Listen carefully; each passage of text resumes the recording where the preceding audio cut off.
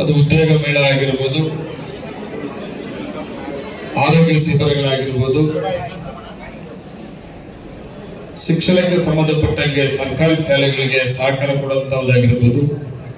ವಿಶೇಷವಾಗಿ 3 ಕಾರ್ಯಕ್ರಮಗಳಿಗೆ ಆಂಜನೇಯ ಕುಟುಂಬದಿಂದ ತುಂಬಾ ಸಹಕಾರ ಸಿಗ್ತಾ ಇದೆ. ನನ್ನ ವೈಯಕ್ತಿಕವಾಗಿ ನನ್ನ ತಾಲೂಕಿನ ಜನತೆಯ ಪರವಾಗಿ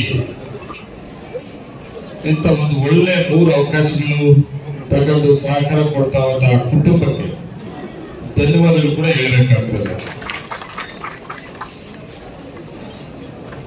ತುಂಬಾ ಜನ ಇದ್ದಾರೆ ಅನುಕೂಲಸ್ಥರು, ಶ್ರೀಮಂತರು, ಏನು ಇಲ್ಲದೇ ಇಲ್ಲ, ಆದ್ರೆ ಮನಸ್ಸಿರಲ್ಲ.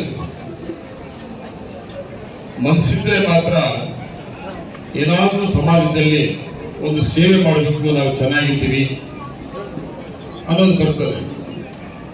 ಇನ್ನು ಬೇಕಾದಷ್ಟು ಡಾಕ್ಟರ್ಗಳು ಅವರೇ, ಶ್ರೀಮಂತರು ಅವರೇ, ರಾಜಕಾರಣಿಗಳಿಗೆ ಮುಂದೆ ಬರಬೇಕು ಅನ್ನೋರು ಕೂಡ ಅವರೇ, ಅದೇ ಕೂತ್ಕೊಂಡಿದ್ದಾಗ ಎಲ್ಲ ಬೇಕು ಅನ್ನೋದು ಅವರೇ. ಬಂದಿದ್ದೆಲ್ಲ ನಂಬಿಕೆ ಬೇಕು, ಸಮಾಜದಲ್ಲಿ ಏನು ನಮ್ಮ ಸೇವೆ ಬೇಡ ಅನ್ನೋದು ಕೂಡ ನಾವು ನೋಡ್ತೀವಿ ನಾವು. ಆದ್ರೆ ಕಿರಣ್, ನಮ್ಮ ಡಾಕ್ಟರ್ ಕಿರಣ್ ಡಾಕ್ಟರ್ ಆರಾಮಾಗಿರ್ಬೋದಾಗಿತ್ತು, ನೆಮ್ಮದಿಯಾಗಿರ್ಬೋದಾಗಿತ್ತು. ಯಾಕೋ ಏನು ಪಾಪ ಈ ಸಮಾಜದಲ್ಲಿ ನಂದು ಒಂದು ಸೇವೆ ಇರಬೇಕು ಅಂತೇಳಿ ಮುಂದೆ ಬಂದ್ಬಿಟ್ಟಾನೆ. ಅವ್ರ ಕುಟುಂಬದಲ್ಲಿ ಮೊದಲಿಂದ ಇದೆ. ಹನುಮಂತವರು ಕೂಡ ಬ್ಲಾಕ್ ಕಾಂಗ್ರೆಸ್ ಅಧ್ಯಕ್ಷರಾಗಿ ಕಾಂಗ್ರೆಸ್ ಪಕ್ಷದಲ್ಲಿ ಕೆಲಸ ಮಾಡಿದ್ರು.